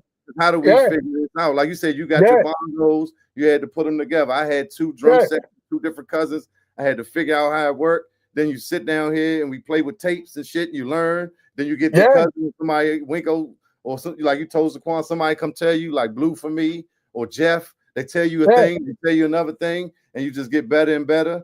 Now I was blessed to have Roy and Funky Ned at a point, but up to that point, we was doing pretty goddamn good on our own. We was cranking pretty good and getting shows, and you know what I'm saying? But I learned so much with Charlie and them, it was just like, wow. But all something from nothing, though. Go and hip hop. and we both created something from nothing. So I ain't gonna try to hold you too long. I might try to go down to Shock Bar, Northeast down that joint. Oh, what's the night? Thursday? Yeah, they down there. They did the open mic, and then the Northeast supposed to play about 10. So. Oh man, I wish I'd have known earlier. I'd have went there. Yeah, I meant to tell you, but that would have been too late. But so this is my question. What's your favorite to play, a pocket or a socket? It depends on what your pocket and your socket definition Hey, is. so that's the next question. That's the next question. What defines, because hey, look. I get criticized a lot for this one right here. So hey, I'm trying to tell you, but I'm just going by what I came up on for. Like I said, I study, I listen, I study, and I'm just going on what I came up on for. So don't hate me. Like I'm just going, that's it. But that's what I tell a lot of people. They be like, man, put it in the pocket. I be like, what's your pocket?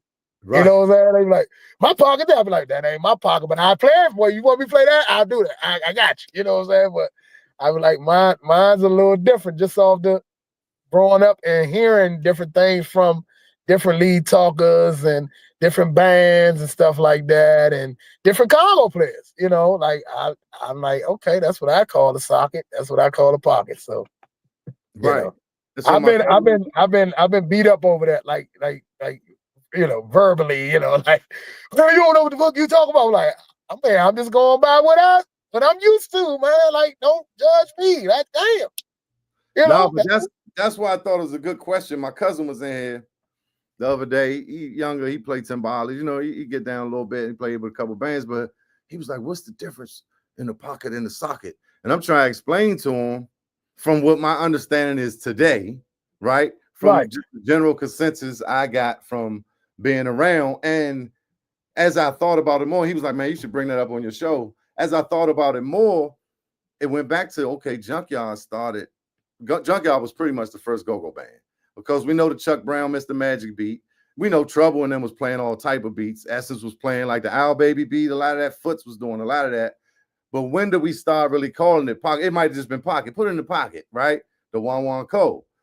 Essence rolled that a lot, even though Mickey was playing the 1-on-1 and Hey Buddy and all these beats, right? When did we even start defining what's a pocket and a socket? So it just had me thinking, when we played with Potential, and you had Total Groove, Progression, Regency, and all these exclusive, all these bands, remember the Deep Socket? Yeah. And we'd be playing like a faster tempo, drop that jump way slow. That was Regency right there. That's just my joke right there. Yeah, so it's like sockets. In my mind, Deep Socket was that. And then, the whole Maryland, D.C., that's a Maryland Pocket, D.C., all that shit. That's what hey, look, and the reason why I say the Maryland, D.C., I say that too sometimes, but I say Maryland, D.C. because the first band that made me, I ain't gonna say change, because I still stick to my script of what I think is the socket of pop. But the first band that I heard say it was anything different was Northeast Groovers. To me, like rapper with Chris at the time, he'd say, put it in the pocket. And Smoke would go, I'm like, right. That ain't what I call a pocket. That's a socket. Because Junkyard, EU, even Rare Essence, when they said socket, I heard, like Buzz say, I want a socket beat here. Backyard, socket beat sauce. You know what I'm saying? So I always, my theory, my definition of a socket and a pocket was always, a pocket is anything with the high Congo. Like, Lord, you got that high Congo. A socket is boop, boop, boo, boo, or different variations of that. You know what I'm saying? That was always my thought and definition. Reason being is because when I came up hearing, like, you know what I'm saying? Right. The little Benny with RE, they just, keep it in the socket, y'all. You know what I'm saying? Benny saying that. Folks say, put it in the pocket and lock it. Make you go, bop, boom, bop, boom, bop, boom, bop. Anything with that high joke going, that's what I always thought in my mind. Anything with that high Congo going is a pocket. Anything of the second Congo on down is a socket. But, I mean, like I said, you got people that believe otherwise, and I'm not mad at that. But the first time I heard different was Northeast Groove was when rapper said, Chris said, put it in the pocket. I'm like, that ain't no pocket. Ain't no pocket. I'm like, now that's a pocket for you. now that's a pocket. You know what I'm saying? Like, yeah, but to this day, if you playing with junk, Buzz gonna say socket beat. And you better play bop, bop, boo, boo. You ain't gonna play no bop, boo, bop, boo, bop. Buzz say put in a socket.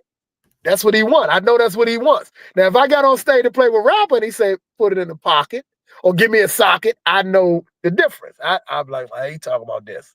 So I would do just that, you know what I'm saying? Because I know what he's talking about. But Bugs to this day, like I said, if he say socket, he wants bump, bump, boo, boo. Big G, backyard. If he say socket, he want bump, bump, boo, boo. You know what I'm saying? Or something off that second jump. Sometimes Sauce, he don't always play boom, boom, boom. He go, here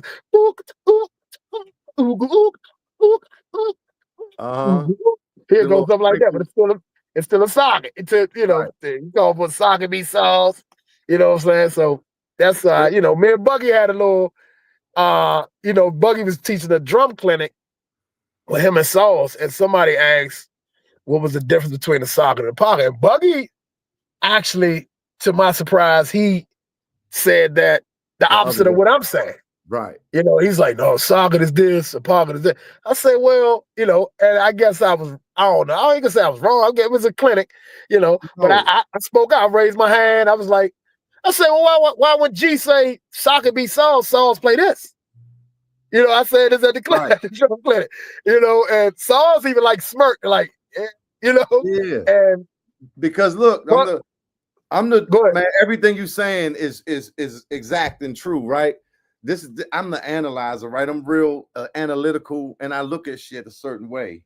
And so now, you know, this topic is going to be a great topic. I got Lil Boogie next week, so I was like, man, I'm gonna ask everybody, but definitely the Congo players, right? Because, like you said, so I'm that was my definition, I guess, coming up. Huggabuck days or something. I felt like the pocket was the high Congo beat. A socket was because that's what Sequan thought. That's what Sequan thought. I can tell you that because I told him that. Yeah, no, I think that was. I'm telling you, I'm thinking during this time at, you know, and maybe Junkyard, because they had been first go-go band from the 80s doing, you know, Northeast came in the 80s too. Back a lot of them was started, but I'm just saying, so they was like the forerunners, Essence and the EU, whatever. So I don't know what they were saying. I just know in the 90s, like you said, rappers, I'm gonna put it in the pocket and boom, boom, boom. But you had people had different definitions, and it's almost completely opposite. So now I'm telling my cousin the other day, a socket is the Wan Ko, right? Everything with a high Congo beat, basically. No, that's a socket. Everything with a high Congo beat. See, this shit confusing. But the pocket, put it in the pocket, because that's the breakdown. All the way. That's the new age. That's what everybody, I'm gonna say 90% of go-go, like especially the newcomers, the new ages, you know, and I say new, I say people that have been playing since like 2000 on up or something like that, or late 90s, they probably think like a pocket is what, like exactly what you're saying, because like I said, Northeast was so influential, and not saying they was wrong, but I was also influenced by people earlier than that had me believe something different. So that's what I'm saying. Like, here's another example. EU had a little groove, Sugar Bear say, lock it in the socket, keep your money in your pocket, and watch us groove out your go-go shoes. And why he said that, he said, lock it in the socket, get up, money in your pocket. They playing a socket. That's a socket. Don't play with Sugar. Yeah, and watch us groove out your go-go shoes.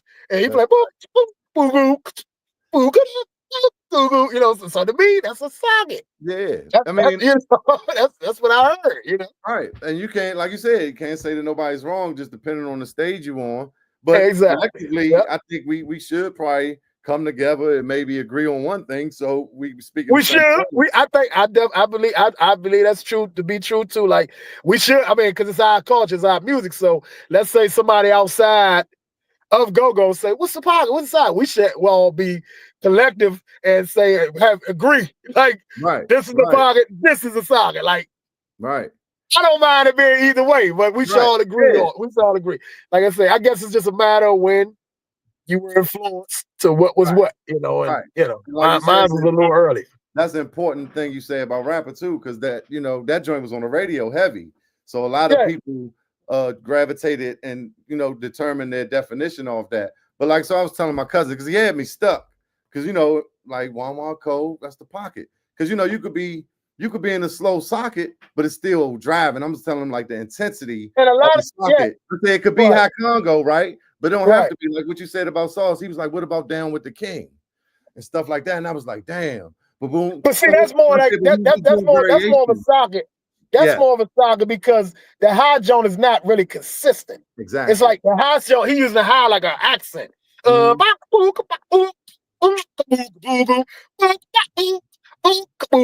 really it ain't consistent. Like he could play it that way, but he don't play it that way. Right. So it's more like but then the intensity of that, right? The intensity of that could be like put it in the pocket. Now where y'all from? Because it's still gonna pull it down. That pocket is the most simplistic form of go-go in my opinion. From you saying it, when you saying put it in the pocket, I mean like break it down, like all the way down. Break it down. I get it, but like I said, the first time I heard that was like I said with Northeast Groovers saying that, and a lot of people. I want to say this too. A lot of people determine a socket in the pocket through the drum beat, like the drummer. Yes. Like they'll say, like I done heard people like Spectators, like man, that man, he got a mean pocket, man. That drummer in the pocket, he playing a mean pocket. I'm like, he playing the same beat as if he was playing a socket. Like, right. I remember that. Like he played blues, he played singles or he played doubles, but it's kind of like the same.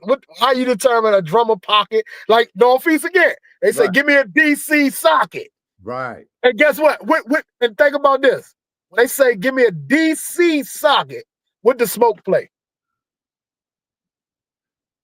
Basic beats. No, he played jam and jam. He plays a pocket. He plays a pocket. He goes, there you go. Yeah. You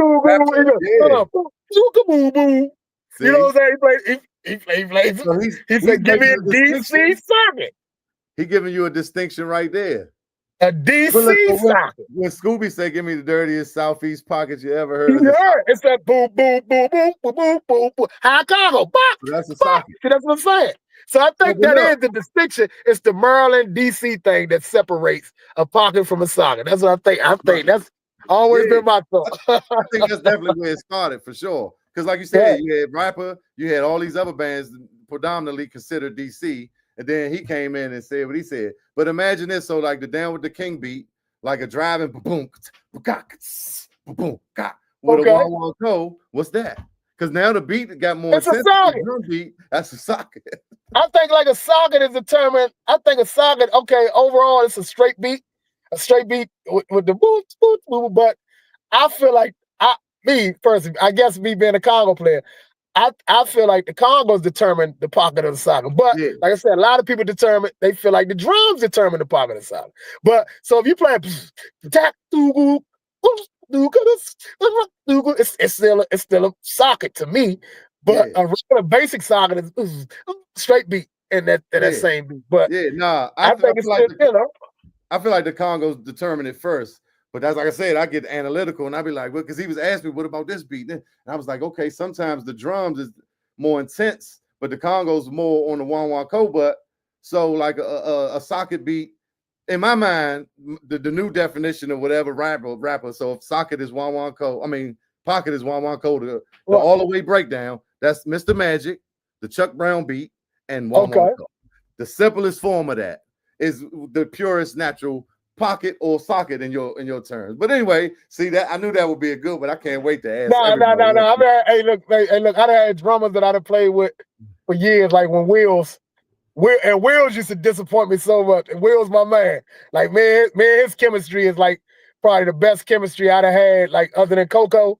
Like, because me and him played the longest other than Coco, me and Wills. And we always had that debate. He was like, man, that's a pocket. That's bad as all. I was like, man, you from DC. How can you say that? Like, you listen to the same stuff I didn't listen to. But he still thinks that we had that debate to this day. And I'd have had some of the debates with some of the drummers I'd have played with and different people overall. Like, they were like, man, that's not a pocket, man. That's a socket. I'm like, so I'm glad you didn't bring that up, man. That's just my opinion, though. Not saying I'm right, but that's what I've always thought. That's what I've been taught, so. Right. No, that's it, man. I know if I get on stage with JY and Buzz say, soccer beat. Oh, I know what to play.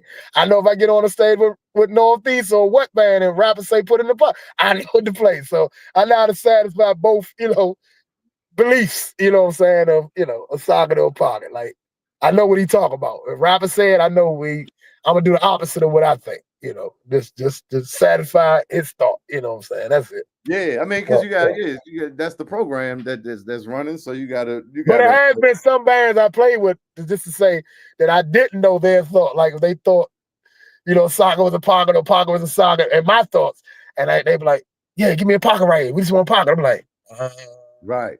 Which one? Which you? I'd be like, what you call a pocket? You know what I'm saying? Right. Like, which one? What you call a pocket? They'd be like, boop, boop, boop. I'd be like, oh, just I figured. Okay, all right, I got you. You know what I'm saying? No, I mean, it'd be cool to just make the distinction so we could speak the same language and decide on whatever it is. But it's crazy that it's the total flip.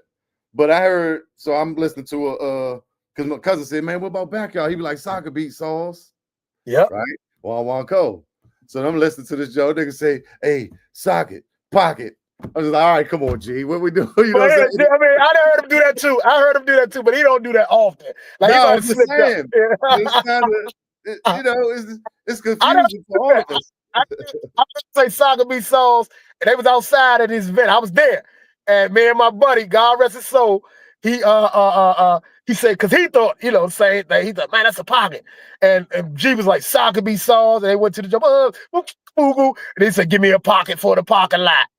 Give me a pocket. He just said soccer beat. Songs dropped it down. By the time Buggy brought it around, he said, give me a pocket for the parking lot. Right. And my man was like, I told you. I'm like, he just said that because it made pocket for the parking lot. Right. PP. I said that's why he said that. Right. But like, man, understanding the assignment. If we had that junk, we put it on the shirt. I don't know if Montu got to it yet. But well, he got a shirt to say pockets and sockets, I know, but I'm talking like a definition. Right.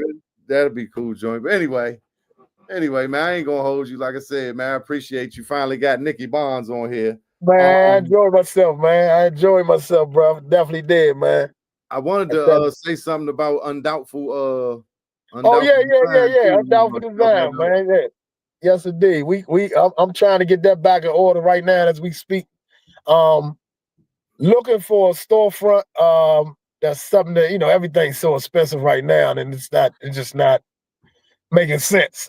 You know what I'm saying? But definitely online. I got that like sitting right now. I can push the button right now to say ready to order, but I'm trying to make sure once I do push that button and say let's go, that supply and demand will be there. Right. You know what I mean? So that's and I do pretty much everything myself. So it's kind of overwhelming at times, but I'm up for the challenge, man. I'm definitely undoubtful design. I mean, every time you see me now, you gonna see it, So I got to put it out there for everybody else because they love it, they embrace it, man. I appreciate that. So I'm definitely gonna get that. And not only all undoubtful design coming back, all for you will be back. People keep asking me that, and I'm like, we coming back. I just gotta. I was right there getting it ready, and then I was like, you know what? Pause. Let me stop for a minute. I said, man, I want to do something different. Right now, I'm trying to do some studio work and really create something that we never did. Like something like my daughter, I had a discussion with my daughter about, because Sequan is my daughter's godfather, but she never met him. Well, she met him because she was a baby. So she don't remember him. When he passed away, she was like 1 year old.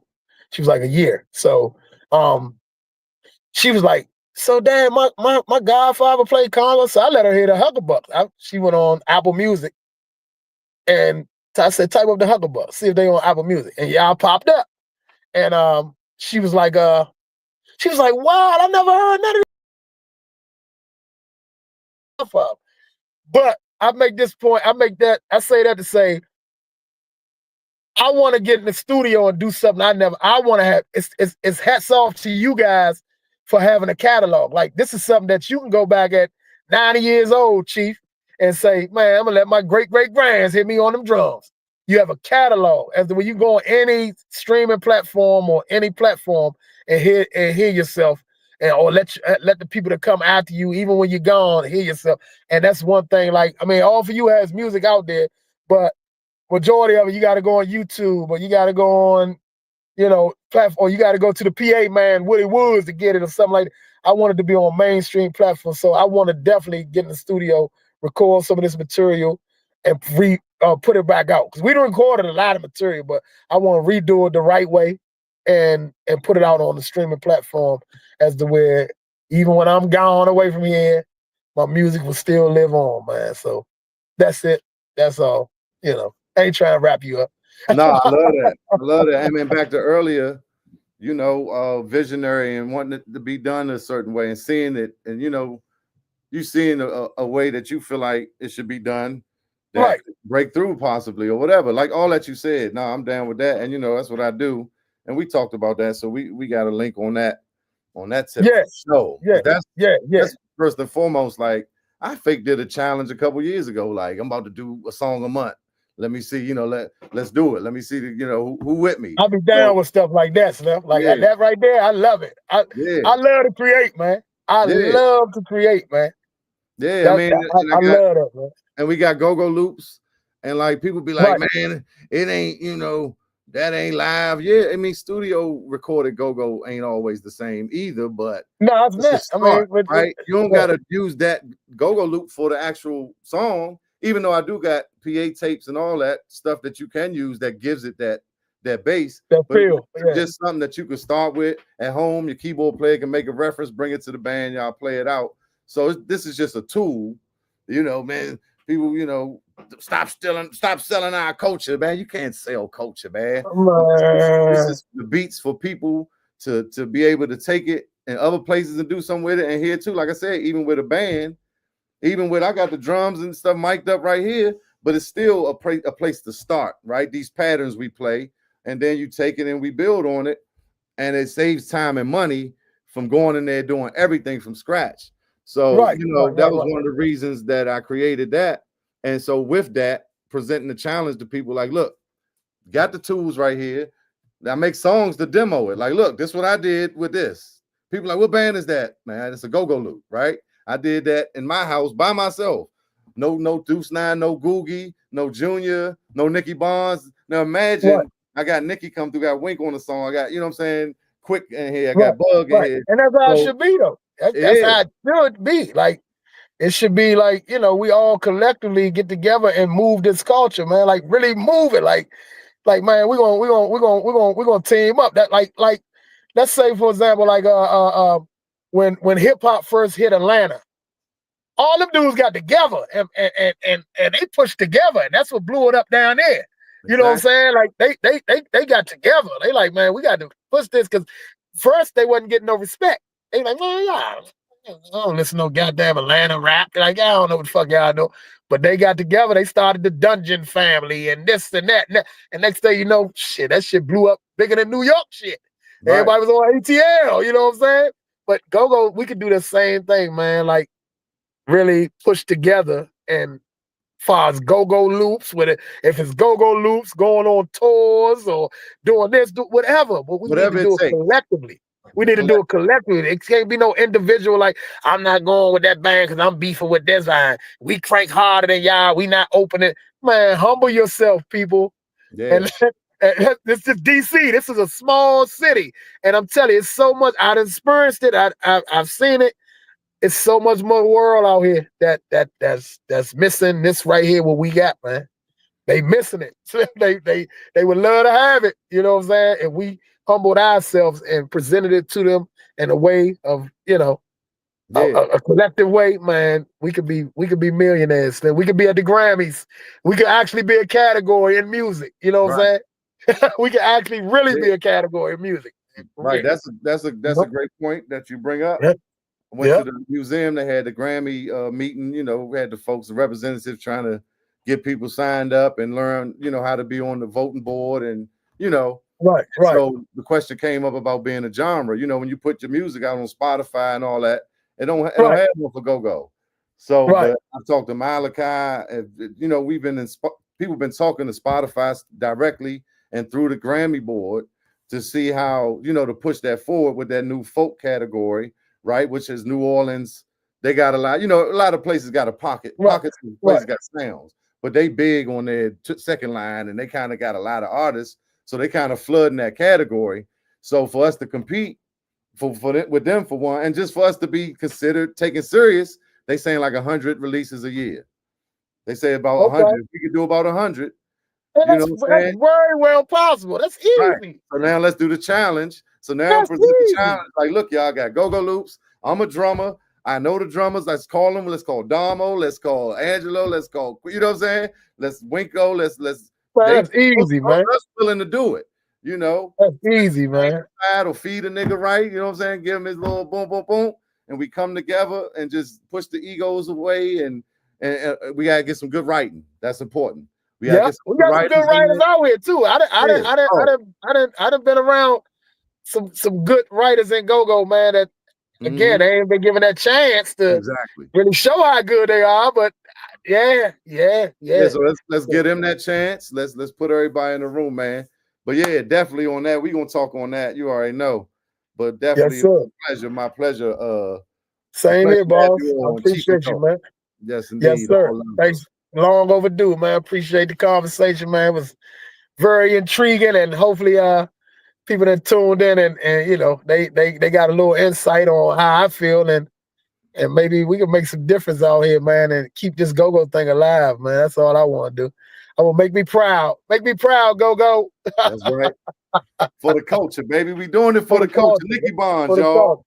Rest in peace, Sequan, man. Love you, baby. Love you, Sequan. Rest in peace, Coco, Sequan, all my fallen soldiers that fell, man. The go-go soldiers, man. Rest in peace to all y'all. Miss y'all, man. And if it wasn't for y'all, all y'all played a part in me being who I am now. So ain't nothing but love, man. Nothing but love. Facts, man. Facts. Yes, Salute. sir. Salute, bro. So, okay, bro. Catch you soon. I hit you. Hit your yes, line. Sir. All right, now. All right. Peace. Okay. All right, y'all. Another very insightful episode. Talking to a drummer and a Congo player right here. You know, that been around and doing a lot of banging and cranking and tapping for a long time. So just to give you a glimpse inside the mind of you know, the back line. Them dudes down there back there holding down that beat, sweating and getting blisters on their hand and busting blisters while they playing. They got to play the second show that night, and your legs hurt, your fingers hurt, your arms tired, but you just keep on cranking because that energy, that music gives us energy. The music and the crowd is a feedback mechanism, and it gives us energy to go on. I remember riding out of town on the van, and we didn't drink our little beer. It was drinks, and you know, we was young, but we had our little, man, you get out the van like, oh man, it's a 4-hour trip. I'm tired. I don't know how I'm gonna do this, but you go in that, you know, that arena and that venue, and then people live and they ready to party, and that shit wake you right back up. So, you know, go-go is all energy, man. Live energy that's best served live. Go-go is best served live, right? The experience of go-go is, you know, the epitome, right? You want to see it live if you can, but you know, now we got YouTube and Instagram and Facebook and a lot of people recording. So I think people are getting a better idea of our culture, just even seeing the video, seeing, you know, the inside the go-go. So I think that's helping too, but it's nothing like that live experience. And there's nothing like talking to these musicians and finding out what's going on in their head, what they want out of go-go, their wishes and dreams. And so that's what the Chief and Go is about, man. Talking to some good men, some of my friends and people I knew for a long time that I know will come on here and share their piece. And as we go, we're gonna have all type of different guests and you know, different people from different sectors of go-go. Like I said, sound man. I'm gonna have Deuce 9 on here. I've been talking to everybody for a minute. You know, I just gotta lock them down. But like I said, I got Lil Boogie, Natasha Proctor next week for Pleasure Band, Belladonna Band, another Congo player, percussionist. And we share the same camp because we both came up under Thump, sound by Charlie Fenwick, that whole situation. So I'm pretty sure we're gonna have a lot to talk about. So tune in next week, 8 o'clock. Please subscribe to the Go-Go Loops TV YouTube. the Lux Radio YouTube. Subscribe, hit that bell so y'all know when we about to rock out and lock in with us, man. Because it's always gonna be a good old convo. You know what I'm saying? Putting some paint where it ain't. Like I said, I'm your host, Chief Dizzle for Shizzle for Sheezy for Show. Chief, keep it brief. I appreciate everybody. Stacks a million. Appreciate you in the comments, bro. Definitely. Malachi, my man. Yep, from Annapolis. Malachi, good dude. Malachi is very knowledgeable about the business. He doing a lot of stuff from out Cali, you know, with the brain thing he had going on. Was it a tumor and the cancer or whatever? All that he going through. He's still putting in work for Go-Go. And how dare somebody say, man, he ain't part of the culture and he white. No, man, I don't nobody want to hear that. That man doing a lot for the culture from the West Coast. So much love to Malachi. Like Nick said, R.I.P. Sequan, R.I.P. Lil Benny, R.I.P. Chuck, Foots, Heavy One. You know what I mean? A lot of these dudes, man, that came before us. Man, it's way too many to name. Coco. But, you know, those some of the guys that directly influenced me. So, you know, I got to shout them out and get them their RIP, man. Rest in power, man. They up in crank heaven. You know what I mean? We could have a hell of a show up in crank heaven. So, man, appreciate y'all, man. It's been a minute. It's been almost 2 hours, but I knew that that would be a good show because me and Nicky Barnes always having a great combo. A lot of times I'd be like, man, you know, I'm calling about doing an interview, and we had a whole interview on the phone. Well, before I go, a slight little brief message from a sponsor, Go-Go Loops. Y'all make sure y'all go to gogoloops.net. Any producers, DJs, content creators, anybody looking for beats, for remixes with that go-go swing, drum beats, Congo beats, percussion, drum kits. We got the drum set samples, the blocks, the timbales, the cowbells. I got it all in there. I got hip-hop loops and stuff too. I got all type of DC influence, crank and flavor. So check that out at gogoloops.net or gogoloops.selfy, SELLFY.com. No, gogoloops.SELLFY.store. That's the direct store link. But if you go to gogoloops.net, you know, it says it's under Crankstruction right now, but you go down in the stores there, or you can go to chiefism.com, CHEEFISM. The store is on all of those websites. So go check that out. If you need background music, you need beats for your remix, all that, man. Let's do what we got to do to push this culture forward, man. Let's get it in. They say we need 100 songs to become a genre. You know what I mean? So this is a message from the Go-Go Loop sponsor. What Go-Go means to me. So Go-Go means to me, it's an outlet, you know. It's a way to express myself without having to express myself, you know. I'm a real low-key type of person, so, you know, being able to play the drums and make people move, you know, that's a real big thing for me. So, you know, that's what Go-Go is, you know, just good for me to be able to express myself, you know, and I just hope I leave a good footprint on it for everybody else, you know, coming up behind me. So just keep listening. Go-Go. And this is Quick. Kenny Gross, Quick Foot, Resume. I play with Chuck Brown, Listen, Ray Essence, Feeling for Backyard, Trouble Phone, a lot of your favorite names. Un Minuto with Chief and Go.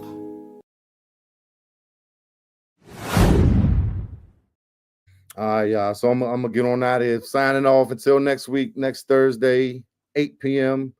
Got a little boogie from Belladonna, formerly a Pleasure Band, your favorite lady Congo player, and one of my good partners in this crank because she's always smiling and having fun. So I always just appreciate her energy. But we're gonna chop it on up, you know what I'm saying? So lock in with us next Thursday at 8 p.m. as we keep it cranking. Until then, hey, let's just keep it shit cranky. Keep making music, make music. Check out gogoloops.net or whatever. Do what you got to do. If you're in the band, make a time and practice every week. The first 30 minutes, the last 30 minutes, even though everybody be late and all that, I already know, right?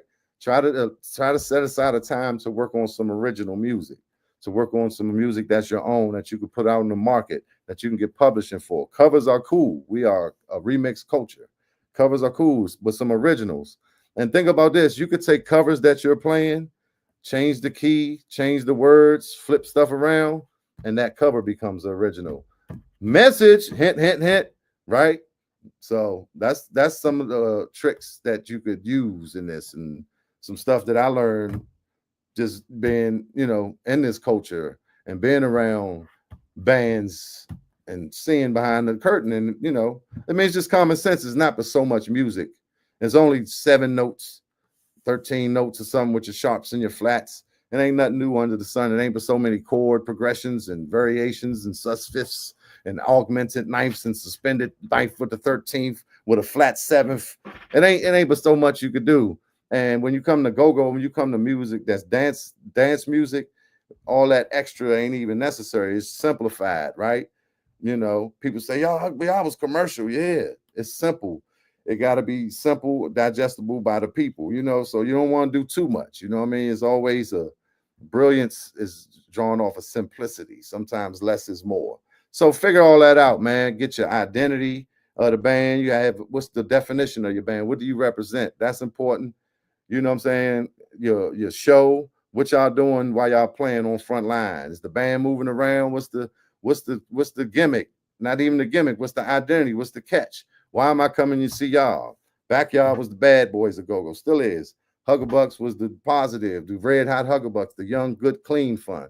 Northeast was always, to twerk them and to shake them and to, kind of like before Bounce Beat. And Essence was kind of like that too. They was more for them ladies coming in there. And Tina, my man Mike and them niggas should be smiling. You know why?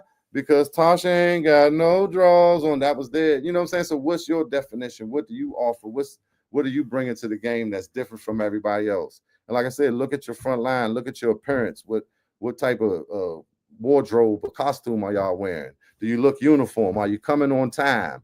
Coming to practice on time? You know what I'm saying? It's a team. Everybody got to play their part. Understand your assignment. Do your homework. You practice at home. Rehearsal is at rehearsal. You learn the stuff at home. That's practicing your own practice. You come bring it to the band at rehearsal and y'all play it together. So just some little tips, man, because we need to do this, man. 100 songs submissions, and possibly we got a genre called go-go. So when you're putting your music out, now you hit that little drop down and you got go-go in there. So like I said, I'm challenging everyone, producers, DJs, bands, whether it's just a remix, whether it's a cover or original. We only have 100 covers. Let's make more covers. Like, that's why I say original is definitely great. We need originals for more reasons than one. But if your band playing a cranking cover and y'all can record it live, you can put that out. You know what I'm saying? You could definitely stream it. You got to get permission to get it for download, but you can stream that. You know what I'm saying? And you just pay them their percentage, CD Baby and DistroKid, they do all that. They take care of that for you. So that's a thought. Like, yeah, even if it's covers, put it out. We need volume. We need more music. We need more music. We need more music. We need to keep it cranking, keep it cranking, keep it cranking for the culture. God damn it. Okay. We're gonna crank. We're gonna crank music. Okay. I like go-go. I love it. It's good. It's terrific. Go-go's terrific. Okay. I love it. In DC, I want to play more go-go. As much go-go as possible. Okay. Cranks. I love it. Huh? So that's it, y'all. Keep it cranking. Signing off. Another one. Peace and love.